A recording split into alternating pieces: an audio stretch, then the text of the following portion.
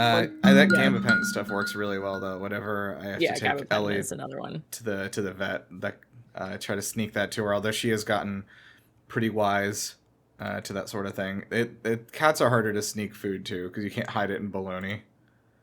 Yeah, no, you can cut open the capsules. Yes, and sprinkle it on the food. In something. That's what I did. Yeah.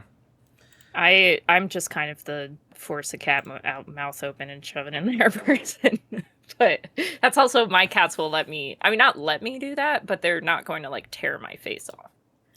That's true. Although I don't think I've ever had a cat try to tear my face off. So let's hope that doesn't come to that. Yeah. All right. Well, we're in this now. Here we are. Oh, Rachel, I see you have a comment about playing some bald eagle sounds. I didn't see that before. Yeah. And I think that would probably need to come from your end, maybe. Yeah, sure. I'm gonna check the soundboard to see if there is one already. Is there one that's just called America and you click it? Let's see. It's probably not like a real bald eagle. Probably not. No. I've got No. this. That's nasty. Okay. That's not a bald eagle. That's perfect. Let's do that. There's a lot of them in here. A lot of them actually related to Cleveland Brown now that I'm looking. Yeah, I don't see an eagle related one that anyone has loaded up, so I would have to do that myself, which I can do. You're smart. There's some default ones we could use, like this one. That's a duck. Yeah. Okay. I guess if we do an episode on ducks, though, I will be playing that every 5 seconds. Sure. What if we do an episode on air horns? What animal would you associate with an air horn the most? Humans. No. Okay, not human animals. I was gonna say probably like a Tasmanian devil or something. We something should. Like crazy. Our next April Fool's episode should be on humans. I was thinking that humans should be like whenever the finale is. That should be the final animal. The final animal. We should do like some alien species, like some sort of fucking Star Wars Twi'leks or something. Or the Greys. Or we could do the gray aliens, yeah. There's definitely enough data about them to put that together. I know a weird amount about them. They're pretty interesting. All right, I am going to go ahead and get us started here. So, hello everyone, welcome to Animal Genius World. This is a podcast by animals for animals. I'm your American host, Nirav, and imagine a bald eagle sound playing. I guess I'll add that in post. I'm your long that was it. Your long talent host, Annie.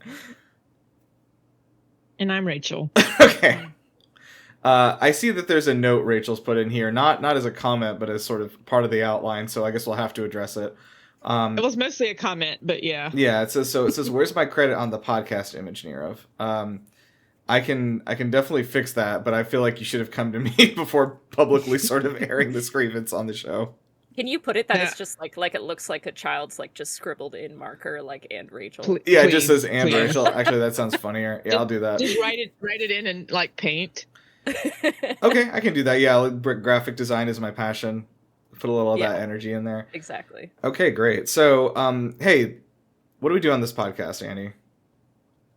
Well, every other week we sit down to chat about the amazing animal kingdom. Whoa. And this week we're soaring into the skies to celebrate 4th of July with the bald eagle. Yes, celebrate with a big old question mark attached to it.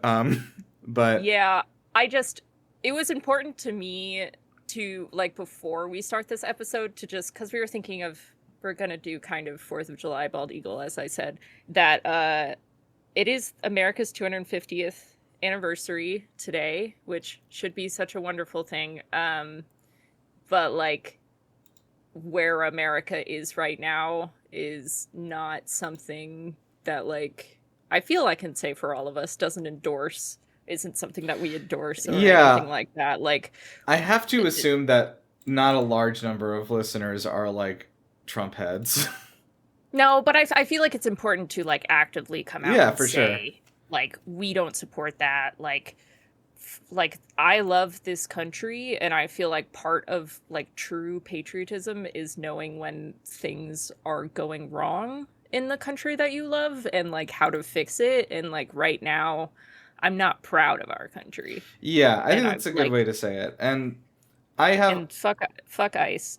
also that fuck ice is pretty good. I also am like I don't like the fact that these terrible people have co-opted the idea of like patriotism and made it something that is like makes me feel bad, like because they have, and I think they've successfully done that for the time being, unfortunately, because I do love a lot of things about this country, and I want to be proud to be from here. It is also not, it's one of these things I know people say, like, it is not the worst time to be alive in this country by any means. In fact, it is still unfortunately one of the best times, but the problem I think is that it was a lot better to be here 10 years ago. The issue is that we've gone backwards. Yeah, like we all remember when it was better to be here. And yeah, it's just unfortunate that the government has been taken over by billionaires who have like no care about the common people who the country is supposed to be for. I do think Mamdani, the mayor of New York City, who's near and dear to my heart right now, he did a 4th of July speech that's a little bit New York City centered, obviously, but it has a lot of really good points in it. And I would say go read that. It's really good. I like that. Rachel, what are your thoughts on America? I mean, I kind of feel like you guys, I like the country, don't necessarily like the government, but it's, as much as we can point to things that we don't like, and there's a lot of them, at least we're not living in the America that, was supporting slavery, or the America where women couldn't have bank accounts or credit cards or... So yeah, but it's like, it's kind of an unfortunate thing of like, but people who think that those things should happen their voices are a lot louder. They're a lot louder. Yeah, and they're trying to come back. Yeah, that's kind of the thing also, is like, I don't know, whenever people talk about like the good old days, I'm like, oh yeah, when I couldn't like vote. Yeah.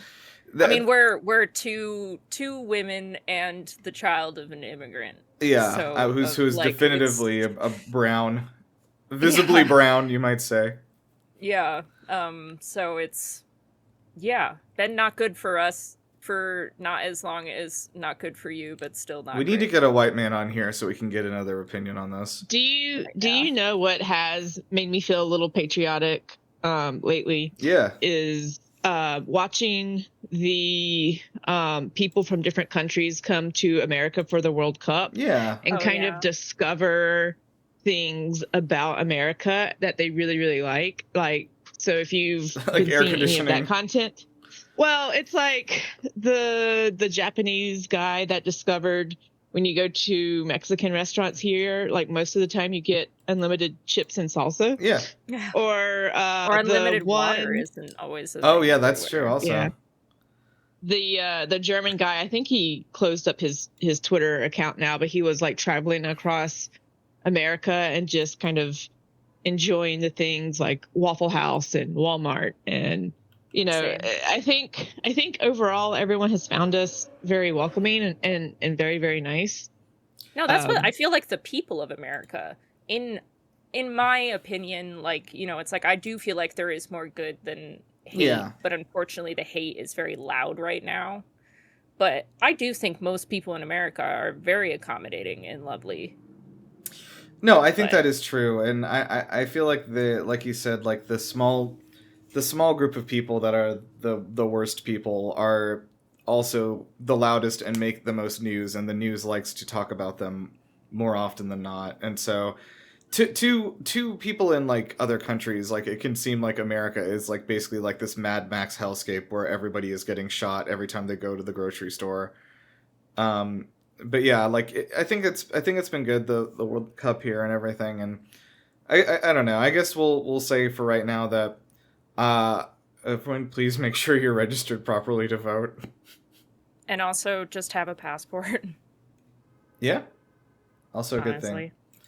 But yes, thank you. I asked if I could say something in the beginning of the episode because I Yeah. felt that it was important. But we can go on now to talking about the So glorious, wonderful bald eagle. before we get to the glorious, wonderful bald eagle, actually, I do want to say this animal Zork thing at the beginning. I had two different people message me over the last week and say, "Hey, this is the best part of the podcast," and I was like, "Nice," and then I was like, "Oh, that's not good."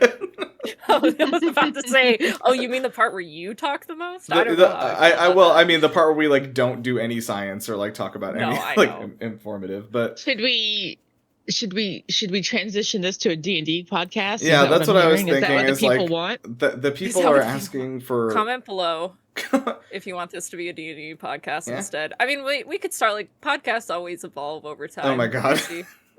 Did you know this D&D podcast started as like a animal science thing? It's called Animal Genius World. We don't know why, but it It came to me in it came to me in a dream. Yeah, actually. That one I do know the name. The title came to me years ago when we had started this the first time, and like I like late at night I woke up at a cold sweat. I like drenched through all of my blankets and I said Animal Genius World, and then I fell back asleep. And then a pride was born. So okay, we guys now again, let's see if you guys can remember the names of your characters. My character's name is Wasn't it like Thunder Thighs or something? well, now it's going to be Bartholomew because I want it to be. Okay, Bartholomew. Yeah. All right. And Rachel, you were just like, what was Sarah. Sarah. All right. Okay. That's why I can remember it every week. Yeah, that's true. Annie, I think yours might have to change every week as we I'm doing my as we thing. ascend. Bartholomew and I am Mule. Thank you for asking. Bartholomew and Sarah, you guys reach the 5th level of the cavern and meet Kronk from the Emperor's New Groove. He says, "Hello. Hello. Now, I have a question for you. How are alpacas different than llamas?" 1. Alpacas are smaller. Alpacas can carry more weight. Alpacas grow wool more slowly. Or alpacas live in North America while llamas are native to South America. The first one? Yeah. That's Which correct. technically you just said one, and then you said them all. So So- technically they all were the first one. Okay, well, sorry. I'm just kidding. Yeah, it was A. Alpacas are smaller than llamas. But they also they carry less weight as a result, and they grow wool more quickly. All right, so Kronk says, "All right, you have received your reward, which is Cusco's poison. The poison for Cusco. Cusco's poison. Yeah. He hands you a bottle of poison, which you can use as an item later. Heck yeah. Have we been keeping up with our inventory? I don't think we have. I think we have poison. Yeah, I'm going to go ahead and say that this is the first item in your inventory. If we do, it's like a one free if we don't. Yeah, you can poison the guardian of that floor. And like, I gotta make these more difficult. All right, so you guys ascend to the next level, where you'll meet some sort of horrifying bald eagle man, I'm sure. All right. Also, I also like how last episode was on llamas, but the question was about alpacas. Well, He's the word switching it llama up is on us. in the question, so That's true. You didn't say Yama though, so yeah, you're right. minus 10 points. Okay, I guess I can't do anything right. Fuck me. Actually, Nirav, have I ever told you that this is my least favorite part of the podcast? No, I'm just Really? kidding. No. No, I'm kidding. I'm kidding. Oh my god, I would not actually say that like that. How Okay. horrible of a person would I be? Okay, let's distract from these bad feelings by talking about what is bald eagle, what it looked like. Yeah. So the plumage of it, well, I'm sure at least if you live in, I guess I should also say when we say America during this, we're mostly talking about North America. It's a bad habit that us, North America. It doesn't help that the name that is also the name of our country. Like, yeah, but it's the United States of America technically, but we're just gonna say America. Sure, but if you're from America, you probably know what a bald eagle looks like because it has been plastered all over everything ever. Yes, the full name of Mexico is the United States of Mexico. They just call themselves Mexico. Is that true? I don't Yeah. think I knew that. Mhm. Oh, cool. A lot of Learn countries have something new longer every names day. than their common names. Anyway. Who knew we would be learning about Mexico on the day of Oh yeah, America? our fucking America Independence Day. Oh, we didn't Yeah. even. It is also the day of the Mexico England game. Yeah, I think that yesterday on July 4th, Canada got their butts kicked also, and got knocked out. Sorry guys, Morocco defeated them. Oh. Well, I think I've been Morocco. Morocco's pretty cool. You've been to Morocco? Briefly. It was technically the part of Morocco that's owned by Spain, but it was in Morocco. Anyway, we're not talking about Morocco. We're talking about the United States of America. So, if you do live in America, you probably have seen a bald eagle before. They are a very large bird. The adults have evenly dark brown feathers with a white head and tail. Mm-hmm. The tail is moderately long and slightly wedge-shaped. Males and females are identical in plumage coloration, but sexual dimorphism is evident in the species. So it means that the males and females look slightly different, in that females are 25% larger than males. So we have bigger ladies, smaller men. Bigger ladies, smaller men. That's my dating profile. The beak, feet, and irises are bright yellow. The legs are feather-free, and the toes are short and powerful with very long talons. They have a highly developed talon of the hind toe that is used to pierce prey when they pick them up and cause them to be held like immobily, basically. They kind of are a vice grip on them. And their beak is large and hooked with a yellow sear, which a sear is that part. You would call it like the bird's nose, I guess. It's where the nostrils are on the bird. It's like right above their beak, kind of. They grow to be about 2.5 to 3 feet in height, and then they have a wingspan of up to 6.5 feet, which is 2 meters. They normally weigh between 3 and 6 kilograms, which is between 6 and 14 pounds. Oh, really? That's like way lighter than I assumed. Okay. I feel like birds are always lighter than you assume. Yeah, I guess they all have hollow They're bones. usually pretty... Yeah. As I said, the females are larger. They average about 12 pounds, while males average about 9. They live to be, in the wild, to be about 20 years old. The oldest one in the wild was 38 years of age. In captivity, they often live somewhat longer. In one instance, there was a captive individual in New York who lived for nearly 50 years. Womp womp. Bum bum? What was that? That's my segment ending noise. Oh, okay. Sorry, I didn't know we were doing that. Okay. That's basically they're called bald eagles because they look like they got a bald head. White on the top, brown on the bottom, yellow on the feet. Nice. That's how I like my eagles. All right. Let's learn about the word eagle, which is interestingly borrowed into English from Old French, aigle, and ultimately that comes from the Latin word aquila, which is something I realized in retrospect I knew because there is a Digimon called Aquilamon who is an eagle. Oh my gosh. I just made that connection now. Crazy. So aquiline, I think it's actually aquiline, is the English adjective for eagle-like. That is still a word in modern English. So it has a cognate with terms like the French aigle, the Portuguese agua, and Spanish aguila. Historically, the native English term for an eagle was ern, it's pronounced like the word earn, which is from the old Proto-Germanic arnuz. But so ern actually is still used in modern English as a reference to some species of eagle, like fish eagles. They're just called ern. Yeah. So some ornithologists favor this term as a way to distinguish fish eagles from true eagles, Shin Megami eagle. All species of fish eagle, such as the bald eagle and white-tailed eagle, are still commonly referred to as eagles. That was a confusing sentence. I will summarize it by saying some scientists say that bald eagles should actually be called erns because they are technically a different thing than true eagles. They are a fish eagle and not a true eagle. Yes, correct, yeah. So And common usage of the word eagle has prevented that from happening because we already know what this thing is. Yep. Yeah. But yeah, like, so add a new word to your vocabulary. Aquiline. It means eagle-like. And earn. And earn. Earn. Rachel, tell me about what this thing is. How would I categorize this if I was making a big chart? Yeah. So,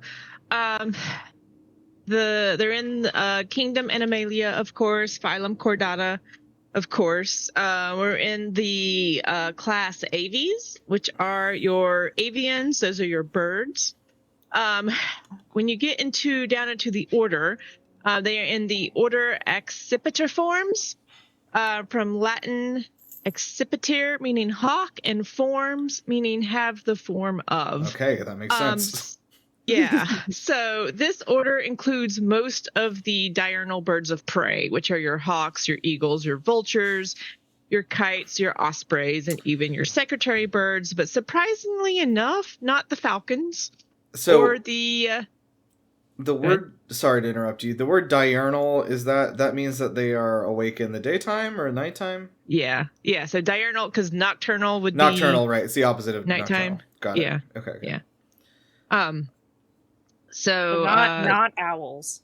Yeah. No, they're yeah. So no, not owls, not falcons, and not sarimas, which are this kind of long-legged bird that lives in South America. I've never heard of that. I have to look up a picture of one now. Continue. Flood the chat with they're kind of fun sarimas. looking.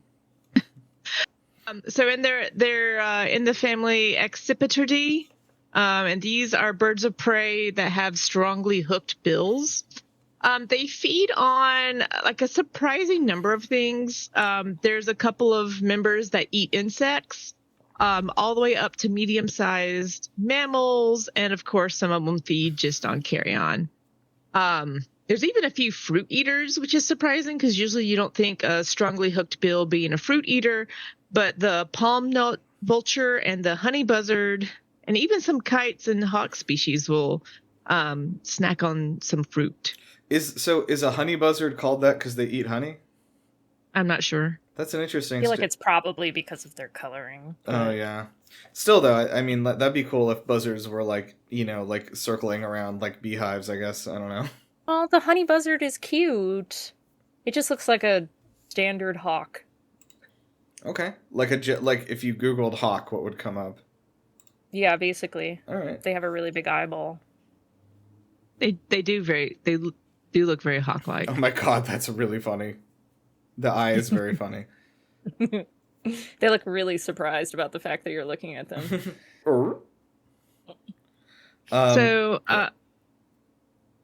They're in the genus Haliaetus, and there's only 4 species of eagle in this genus, and they are all very closely related to the eagles in the genus Ichthyophaga, meaning fish eaters. In fact, some scientists argue that they're not in the genus Haliaetus; they're actually in the genus Ichthyophaga. Like that should be one genus, but they're all fish eagles, though, right? Right. They're all fish eagles. So the 4 species of eagle in Haliaetus is the bald eagle, Pallas fish eagle. I don't know if I'm saying that correctly. Palaeus. Mm-hmm. Palla''S. Fish eagle, the white-tailed eagle, and Steller's sea eagle. Oh, it's like the Steller's sea cow. Yeah. Oh. I wonder Or if it's the same Stellar. It probably is. Probably. The genus name is from the Latin Haliaetus, meaning sea eagle or osprey. Okay. Ospreys are cool. So, I have seen these on boats a lot. Ospreys are cool. They like kind of do a lot of the like diving from the sky and they come out with the fish kind of thing. There's a bunch of osprey nests around here where I live, and there's one down the road. They like build like things for them to nest on. They're just like platforms in the sky, basically. And there's ospreys that nest near my parents' house every year. And if you walk down that road, one of them immediately takes off and just starts like circling above you very menacingly. Oh, no. Like a buzzard.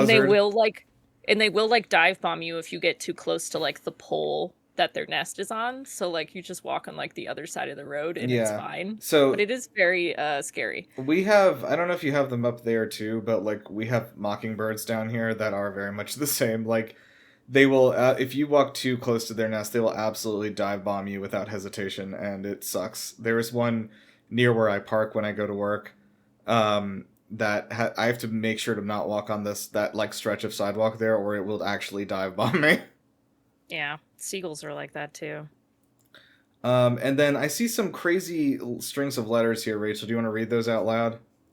Yeah, so the species is Halides leucocephalus, which just means white-headed sea eagle. Oh, okay. Wow. That's easy enough.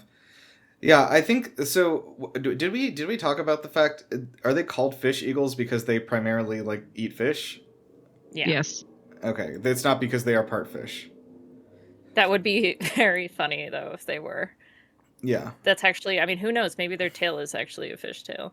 What? I don't know. Maybe they're man. mermaids. Oh, Maybe they're mermaids. maybe they're mermaids. Who's that Pokemon? It's Braviary. How was that? I was waiting for you to do a caw noise. Wait, did you not hear me do it? No, but it was probably just Discord. Didn't Yeah, pick no, it I up. think Discord is like that. No one would want to hear that sound. Let's just filter that No, right to me out. it was like bravery, silence. For just a second. So, God. All right, we're talking about Braviary real quickly. So this is a cool one, and its design, if you want to look up a picture of it, it doesn't immediately scream bald eagle, but once you kind of see why they put it together the way they did, it'll make sense.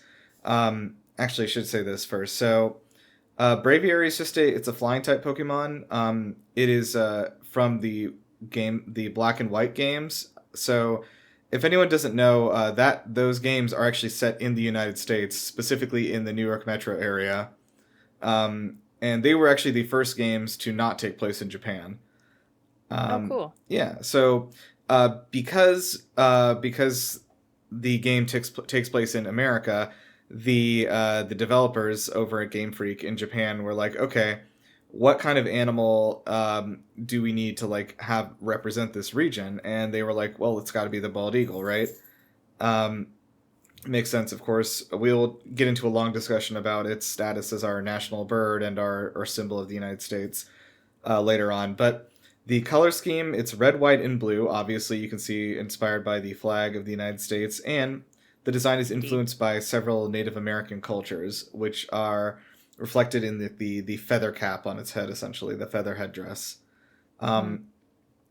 It seems to be wearing like a war bonnet. War bonnets were traditionally only worn by men, which presumably is reflected by Braviary only being a male Pokemon. There are no female ones. Really? Mm-hmm. That also you could use that as an allegory for America. Yeah. There's no women here. No women here. Thanks. Keep moving. Braviary is also, its personality traits appear to be based on American stereotypes, like, if you anger it'll pull out a gun. But so it's got this like long, thick beak and everything, white feathers.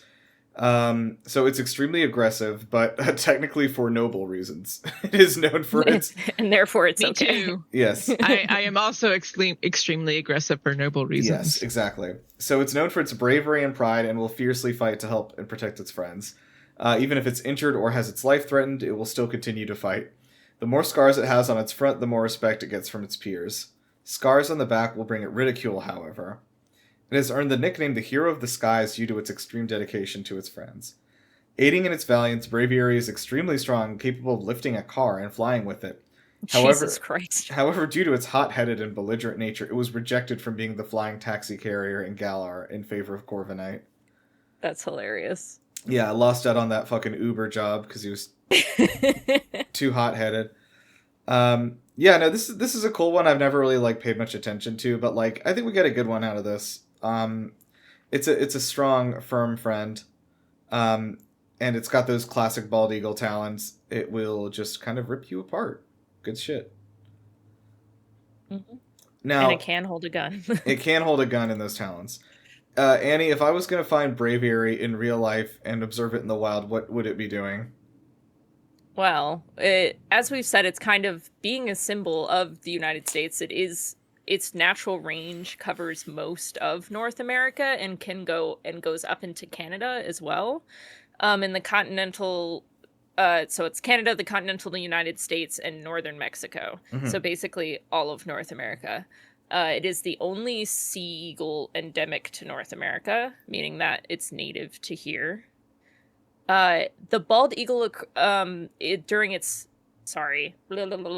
during its mating season, the bald eagle is basically anywhere in America that is a wetland habitat, such as seacoasts, rivers, large lakes or marshes, or other large bodies of open water with an abundance of fish.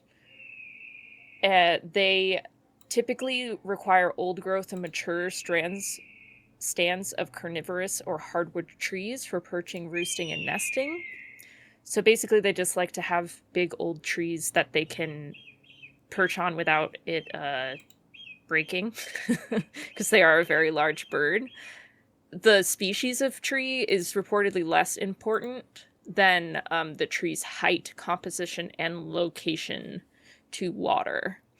Most time, their nests have been found to be within 660 feet of open water.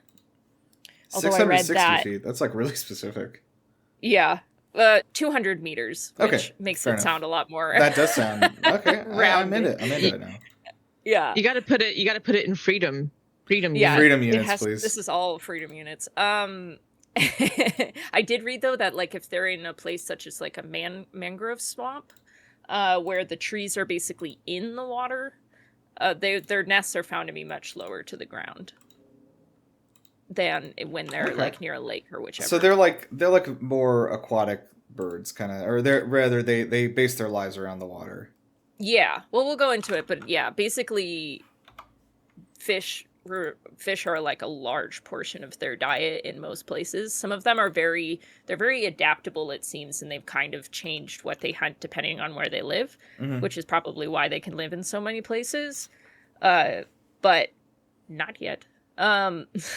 So their nests are usually very large to compensate for the size of the birds. Their nests are usually about 6 feet across at the top, if not larger, and they can be very deep because most pairs of parent eagles will add sticks to the same nest each year, and they will use them for many years until they like fall apart, basically. So wait, sorry, I don't know if I missed this. Did you say that the mates like stay together for like and raise the kids? Yeah, sorry, I kind of put that farther down. Okay. But yes, it's normally 2 parent eagles. They do mate for life unless they have like fertility issues. If they can't seem to make any eggs, then they will sometimes break apart and find different mates. And if one of them dies, then the one who is still alive will find a new mate. Interesting. Okay. So the largest recorded nest was found in Florida in 1963, and it was about 9.5 feet wide and 20 feet deep. It's partially migratory, depending on the location. So if its territory has access to open water that remains unfrozen all year, then they'll just stay there. But if it freezes over, then they'll usually go more south or more towards the coast where it's warmer. Yeah, I did kind of put the nest way far away from where I put reproduction, huh? You mean in real life you placed an eagle nest somewhere? Yeah. Bald eagles are sexually mature at like 4 or 5 years of age. They usually have between 1 to 3 eggs, 2 being the average, as it is. When they are old enough to breed, they usually return to the area where they're born. As I said, they mate for life.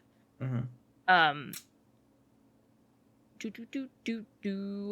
Their courtship involves elaborate, spectacular calls and flight displays by males. A young eagle, you can gain up to 6 ounces a day, which is the fastest growing rate of any North American bird. And they fledge, meaning leave the nest, at about 8 to 14 weeks of age, though they will remain close to the nest and be attended to by their parents for a further 6 weeks. At about 8 weeks after they fledge, they usually leave.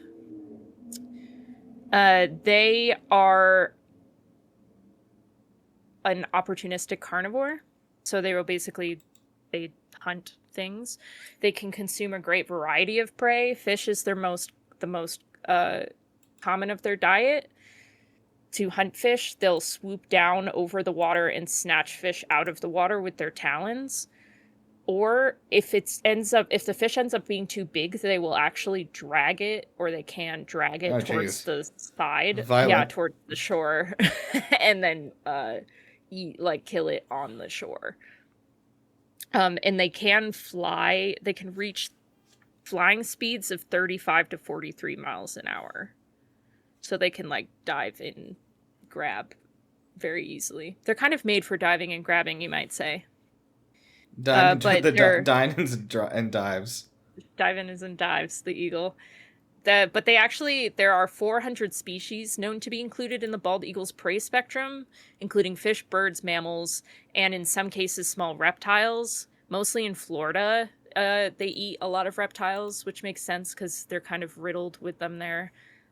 Very commonly turtles. But they will also sometimes eat birds, birds that are in flight. They were known to, or they've been seen to swoop over geese down under them, and the bald eagle goes upside down and grabs the goose with its talons. What? Out of the air. I don't think so. They're kind of crazy. Yeah, they seem really aggressive for no reason. So I guess that what we were saying I think earlier. it's just they're really big and they need a lot of stuff. Yeah, I guess that's true. Did you go? I'm sorry. No, I was just going to say their grip is shown to have been 10 times stronger than that of a human. I was going to say, speaking of them flying upside down and whatnot, did you cover their mating ritual? Well, just that it's very elaborate, but I didn't say any specifics. Oh yeah, do you know more about it? Yeah, so they will grab each other by the talons, and then they'll spiral till they almost hit the ground. It's really cool. You should look it up on YouTube. Showing that's that true trust fall. Yeah, it's like a they trust fall. Just to make sure that they're good for them. But that's pretty funny. Yeah, just the last thing that I saw that I thought was interesting was when food's really abundant, an eagle can gorge itself by storing up to 2.2 pounds or 1 kilogram of food in the pouch in its throat that's called a crop, which I think all birds have, if not most birds. Gorging allows the birds to fast if food becomes unavailable for a long time. So basically they're everywhere, and they can be in most places, and they're really adaptable, and they can eat basically anything. They do eat rabbits and stuff. They've also been known to displace animals such as coyotes and foxes and gulls and vultures, where they'll basically swoop in and make them go away so that they can eat their food that they killed. Which I believe, yes, it's called kleptoparasitism. Which means they just steal other people's food. Yeah, I think that's just called stealing. But yeah. I did also just post a video, and for you listening, just go on YouTube and type in bald eagle mating ritual. There are many videos of it. It's kind of insane to watch. Yeah, they are pretty insane. And it is definitely they're spinning around in a circle. Yeah, I know. They're literally, it's like free falling, yeah. Free falling. That's what that song is by. Yeah, that song is about birds fucking. All right. Rachel, can you tell us about how humans have done a great job treating the symbol of our country? Mm-hmm. Yeah, but I'm also going to say, just, you're talking about birds fucking. They don't actually, there's no, with eagles at least, there's no penetration. They mate with a cloacal kiss. Oh, yes. We didn't talk. I'm sorry. I didn't get into the cloacal kiss, the best part of birds. We are cloacal kiss. Thank you for coming. Yeah, they pass the. Do you want to describe a cloacal kiss, Rachel? Yeah, so it's pretty quick.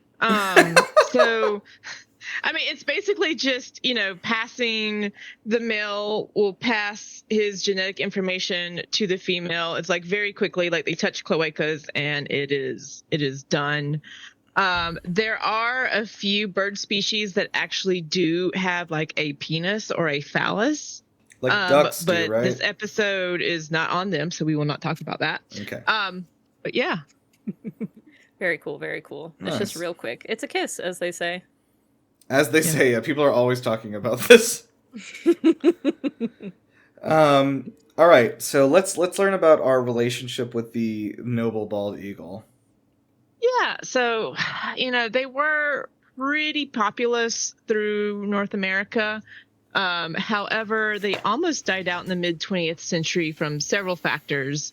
But most famously was the widespread use of the pesticide DDT. Oh, that's my favorite one. Classic. Yeah, populations went from 300,000 to 500,000 down to only 412 nesting Holy pairs shit. within the 48 contiguous states. That's like none. That's crazy. Yeah. So we Yeah, that's almost killed them out. Yeah, DDT made famous by Silent Spring by Rachel Yeah. Carson. Yeah. No. So what was happening is that the DDT was like in the prey that they were eating, and their prey got it from the prey that the prey was eating.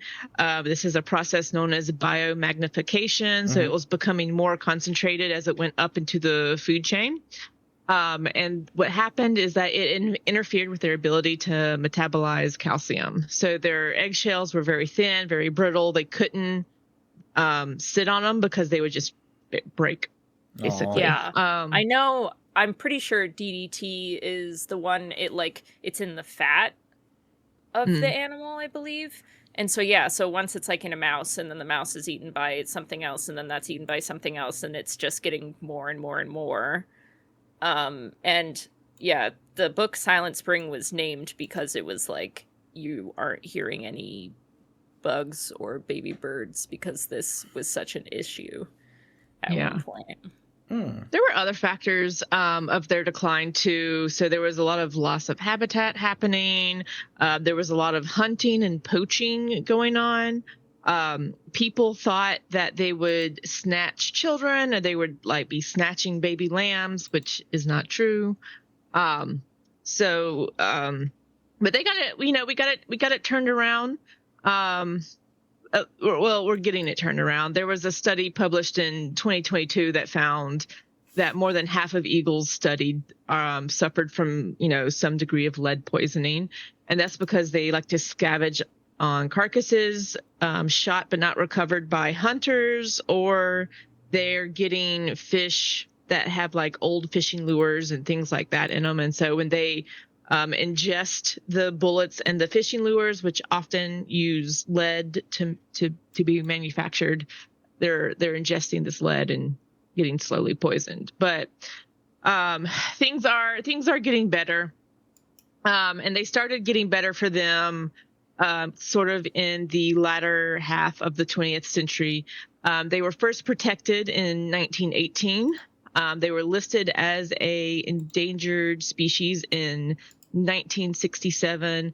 DDT finally got banned in 1972, and now they are no longer endangered. They're listed as least concern, and there's an estimated 300 to 400,000 across North America, with approximately 71,000 nesting pairs. Yeah, I think I remember like as a child, it was still, I'm not sure if it is now still kind of taught that way, but it was taught that like eagles are, even though they're not anymore. Or you say when they became non-threatened? I just remember being like, it was in the 90s. Yeah, okay. Well, that would make sense then. I remember like learning like, oh, they aren't anymore. Yay. Like sort of thing. How ironic would it be though if the bald eagle went extinct? We really dodged a bullet there. That is true. There is some ongoing concerns, of course, the lead poisoning, also wind energy. So like those giant wind turbines are kind of a concern. Those giant turbines have a bird killing issue. So they do kill a lot of birds every year. And it's estimated that several hundred eagles every year die. And that's No. part of the 500,000 birds a year that die to these wind turbines. But, they are kind of, my understanding is that they're trying to work on that and try to reduce that impact. Yeah, that would be nice. We don't need more reasons why people would be upset about using renewable energy. Yeah. Yeah. Man. So, yeah, this is a thing that I have dealt with even in my studies and stuff, like the concept of wind turbines killing birds and stuff like that. And it does happen. It's usually not enough of them to make a difference from the number that are getting killed by airplanes and stuff. Right. And there's actually a good number of birds that are also just killed by windows every year, thousands of them. Yeah. I mean, it's kind of one of those things, I feel like, that it's a lot of, several hundred eagles is a lot, but in comparison to how many eagles there are, yes, it's not. Exactly. Yeah. It does feel like a lot, and I'm not saying we should grind eagles up into paste or something like that in wind turbines, but America paste, yeah. But in the grand scheme of things, the benefits to eagles obviously from renewable energy are great as well, with us not emitting greenhouse gases. So here's the thing: it would be great if we could build wind turbines that could, and there are ways to do this with reflectors and stuff like that help birds avoid getting killed by them. It is just one of those things where we don't build any of our windows that way, and the Audubon Society, they're very angry about this. They have a big campaign going to ban not just wind turbines but windows in general. Well, I know there's you can buy stickers that you put on your windows. There's that, bird reflectors stickers basically. Yeah, I know some people who have that in their windows just so birds see that the windows are there. Yeah, I think that is cool, and I think we could definitely make some strides to equip our stuff like that to not to endanger them less. But I think at some point it is also just an unavoidable problem. Some birds are going to die due to interaction with human structures. Yeah, I mean, I feel really what humans are doing with the environment right now, it's going to have an impact because it's not part of the natural. Yeah. What's the word? Not harmony, but what is when ecosystem? Yeah, but not the word I was looking. What's the thing where it's two different substances and they're both the same? What? No. It doesn't matter. Homogeneous? Homogeneous, but that's not the right word. Okay. I think let's just skip over me. Never mind. All right. Let's talk about the cultural impact of these bald eagles, which is obviously a big thing for the United States. So, first of all, before that, the bald eagle is important in various Native American cultures, and of course, is the mascot and insignia of the United States. It is displayed on the coat of arms of the Philippines also, which is cool. But it actually represents that it was formerly a territory of the United States, even though that bird is not native to the country. That's kind of a cool, it's how Canada still has pictures of the queen on their money and stuff. Money, yeah. Yeah, so many powwow dancers will use the eagle claw as part of their regalia. Eagle feathers are also often used in traditional ceremonies, particularly in the construction of regalia worn and as part of fans and headdresses. And in the Navajo tradition, an eagle feather is represented to be a protector. Along with the feather, Navajo medicine men use the leg and wing bones for ceremonial whistles. The Lakota give an eagle feather as a symbol of honor to a person who achieves a task. And it may even be given in modern times to someone for an event such as graduating from college. The Pawnee... Sorry? I was just gonna say, I can't... it makes sense since, eagles are so freaking huge. It's that you would see one in the wild, you would have to respect them, Yeah, and there's a lot more examples here of different groups, like the Pawnee use eagles as symbols of fertility. The Choctaw consider the bald eagle as the symbol of peace. And then there is a thing called the sun dance practiced by many of the Plains Indian tribes. The eagle is represented in several ways because it's the nest is represented by the fork of the lodge where the dance is held. A whistle is made from the wing bone of an eagle. A medicine man may direct the fan made of eagle feathers to people who seek to be healed, etc. This kind of goes on and on. The main point is that bald eagles are very centric to a lot of traditional rituals for many different Native American tribes, and that also has led to eagle feather law. Eagle law. I'm hitting my desk. So the eagle feather law stipulates that only individuals of certified Native American ancestry enrolled in a federally recognized tribe are legally authorized to obtain or possess bald or golden eagle feathers for religious or spiritual use. So Yeah, because they're protected. Yes, they are protected. However, the constitutionality of these laws has been questioned by Native American groups on the basis that it violates the First Amendment by affecting the ability to practice their religion freely.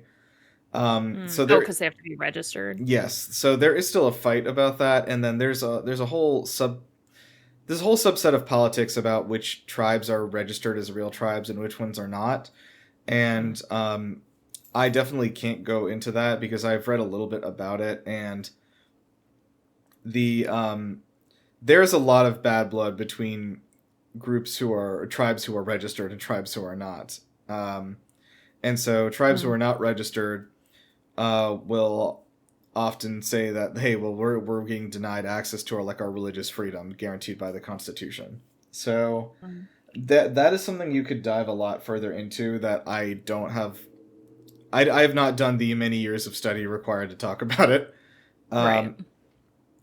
This kind of came across my desk years ago when they were doing the first season of the Netflix live action Avatar show, because the guy playing Sokka, Ian Ousley, as the show was being promoted and people started obviously investigating the actors, as you do, they found that his tribe was not registered, and then a lot of people basically accused him of being not actually Native American and falsely claiming that ancestry, and then this whole sort of thing came out about well, there's actually hundreds of tribes that aren't registered, and there's a lot of politics behind why X, Y, and Z tribes are and which ones aren't, and what documentation is required for this kind of thing. And I was like, wow, this is really complicated. I'm going to stop reading.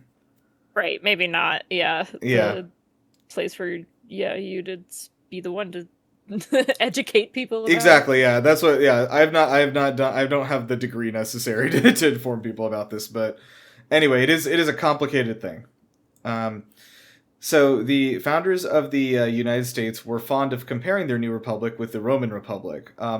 The Roman Republic's insignia was a golden eagle. So on June 20th, 1782, the Continental Congress adopted the design for the Great Seal of the United States.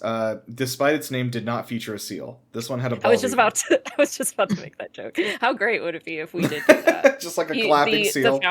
The founding fathers were just really big on puns. Yeah. So the bald eagle is grasping 13 arrows and an olive branch, with 13 leaves on its talon. Benjamin Franklin strongly opposed choosing the bald eagle as our symbol, but he was outvoted. Mm-hmm. In a 1784 letter to his daughter, he wrote, "For my own part, I wish the bald eagle had not been chosen to the representative of our country. He is a bird of bad moral character. He does not get his living honestly. Besides, he is a rank coward." Didn't he wanted the turkey, right? That is actually a myth. Is it? Yes. Oh, that makes me sad. In a separate letter to his daughter, he mentioned that he liked turkeys, and that is kind of where these things got conflated. But I think it'd be kind of meaningful to have the turkey be our symbolism. I kind of like it. We associate it with Thanksgiving, and also is a bird that sustains some people. It's also, to me, of course, looking at the bald eagle, I'm like, oh yeah, America, but the turkey is the wild turkey, the variety we have here is a very North American animal. It doesn't appear elsewhere. I love the idea that the eagle is a bird of bad moral character, though. Yeah, they look a little scary. Yeah, but he also talks about how he does not get his living honestly because they are like food thieves and stuff like that. Yeah. Although maybe a good representative of our country, if you think about it. In film and television, the call of the red-tailed hawk is often substituted for the bald eagle. The bald eagle cry is actually not that exciting. No, they like chitter. Yeah, I actually did find one. Like, oh, go for it. Yeah, let's go and play it here. Here we go. So that's pretty good. Nice. But That's the red-tailed hawk. That one's the red-tailed hawk. You passed the test. The eagle sounds like it's like really not good. I didn't even want to use it. They're chittery.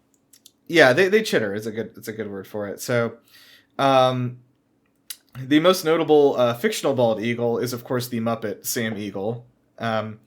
So Sam's overly patriotic spirit distinguishes him from the rest of the Muppet cast, as does his general stuffiness and pomposity.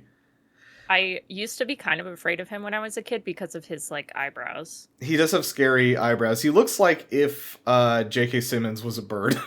Yeah, he does. It's been a running gag in either the Muppet Show and the Muppet movies that his nationalism towards the United States, he acts as a censor and comments on his being underappreciated, and he often will give self-important lectures on which he espouses some conservative idea only to find himself forced to stop in embarrassment. Because he ends up... let's keep that up. Yeah, he basically ends up like disproving his own speeches during his monologues, like his own point. Heck yeah. On one occasion, he gives a lecture about conservationism, which he reads a list of endangered animal species he feels are the focus of misguided conservation efforts, only to sheepishly withdraw when he realizes that his own species is included. That's good. In another sketch, he lectures on indecency because all people are nude underneath their clothes, leaving the podium in embarrassment upon realizing all birds are also nude underneath their feathers. Remind you of any countries? Anyone? Anyone? Niceties on top. Did you guys watch the Muppets when you were kids? I actually didn't. Or now? I watched the Muppet movies a lot that were on VHS. I don't know that I watched like the Muppet Show. The Muppets weren't. I mean, I watched like Muppet adjacent things. What? Fucking Labyrinth? No, like Sesame Street. Okay, that is Muppet adjacent.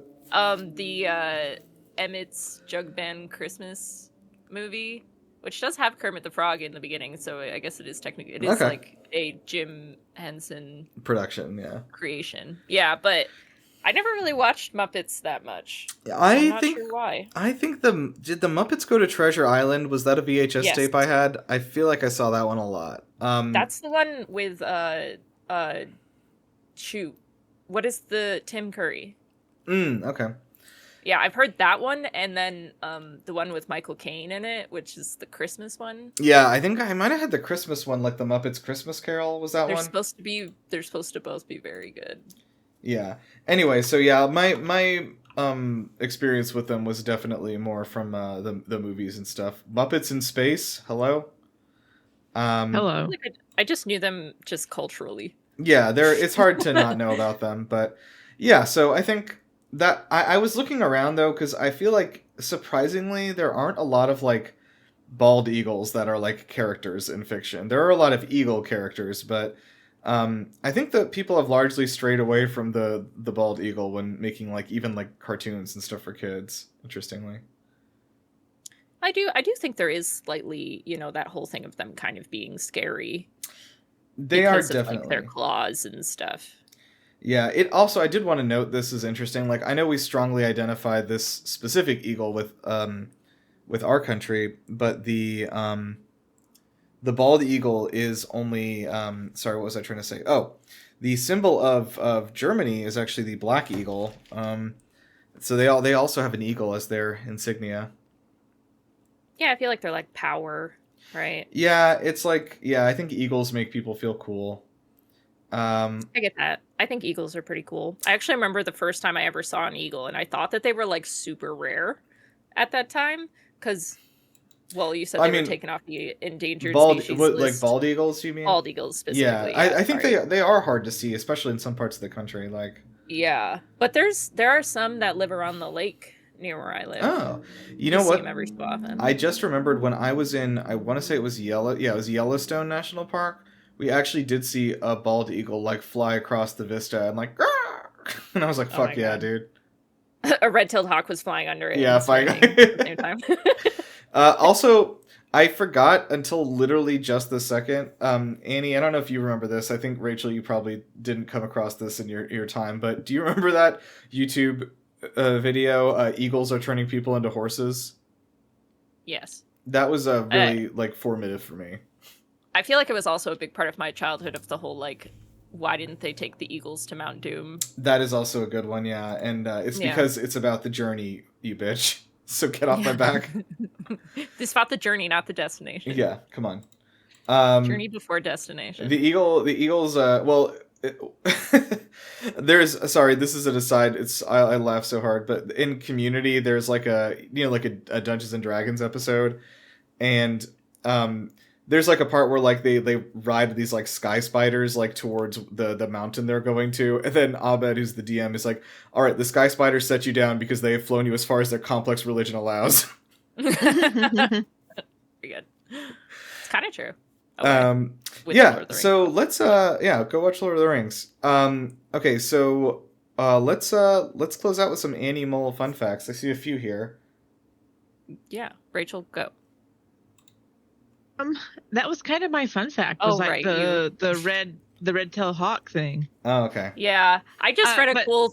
No, go ahead. I was gonna say I can read what else is here. I did Yeah, not go write for it it. though. I did, but you can read it. No, you can read it. You wrote it.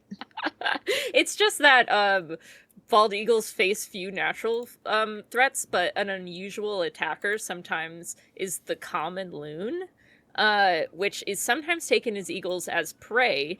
While the loons normally avoid conflict, they are highly territorial, and apparently that there have been eagles that have been found with basically like fatal stab wounds from like the bill of a loon defending its territory, which I just thought was crazy.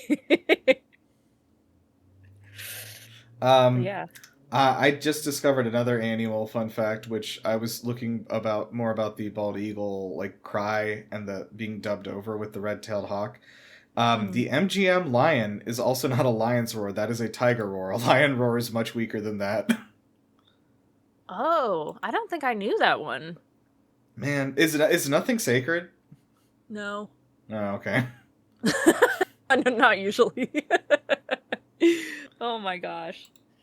Well, does anyone have any fun recommendations or anything that they want to shout out about? Yeah, did we remember to prepare recommendations? I have one, actually. Yeah. So I am realizing that, well, it's kind of two in one, but I love this podcast that's called Too Scary Didn't Watch. And it's basically just these three women, and they go over horror movies like for people who are interested in them but don't want to watch them because they're too scared, which is normally me. But I think since just listening to them, and I've been watching more horror movies because I know what's going to happen in them, which for me makes them easier. Huh. And so I've been watching the It Welcome to Derry TV show. I heard that was surprisingly good.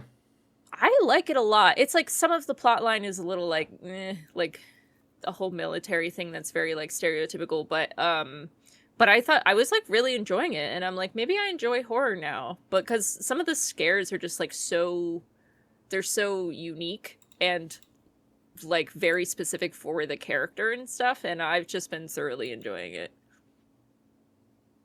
Nice. I'm gonna have to check that out because I also don't like horror movies because I get scared. Yeah, I do. Yeah. I mean, spooked. Too Scary Didn't Watch has basically been. I know so much about horror movies now, and I feel so good. But then people are like, "Oh, have you seen it?" And I'm like, "Not technically, but I know everything that happens in it." Nice. Yeah, I don't know. What do I recommend? Well, you actually have other things. Oh yeah. Well, I don't want to recommend those. Come on. Right. I could be cooler than that.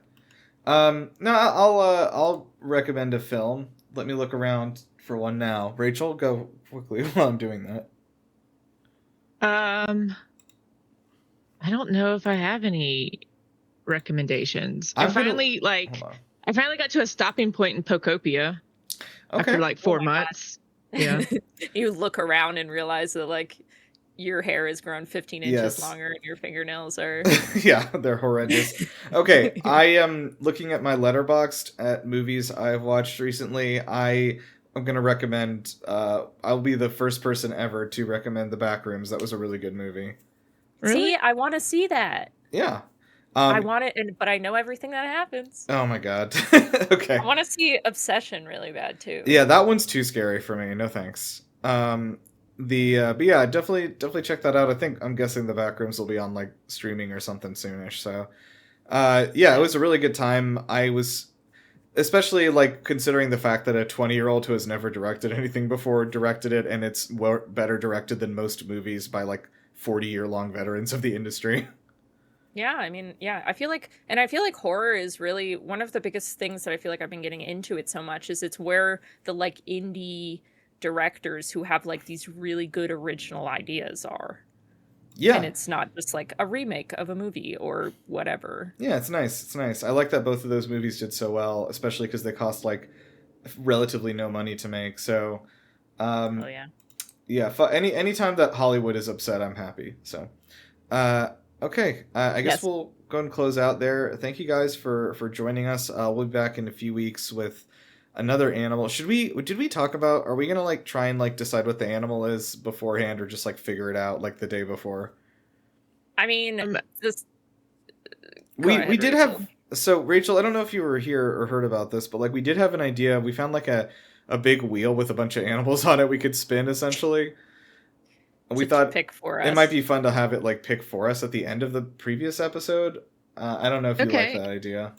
I mean, yeah, but I mean, as long as we keep adding animals to it, right? Like, there's so many There's so many a lot, cool yeah. ones. Well, if we just Like, go to we like can- random animal generator, we could just pretend it's a wheel, you know? We could, I mean, Put it if in you the want to thinking- if you want to dive into the details of bird penises, we could talk about ducks. Sure. Oh, yes. Oh my God. Armadillos are Wait, I have super a lot of- cool. I have a lot of duck penis Yeah. details. I know. Facts. It's, I have a lot of it's pictures I can summer. share with you. We could talk about fireflies. Like, fireflies are super cool. They are topical right now. They are very topical. I am okay. So this database has 2,500 animals in it, so that's pretty good. Let's just generate a few right now. How do you guys feel about bear? Oh my God, Bears? no! It needs to be more specific. Okay, let me try again. Elephant beetle, Oh, Ooh. bug.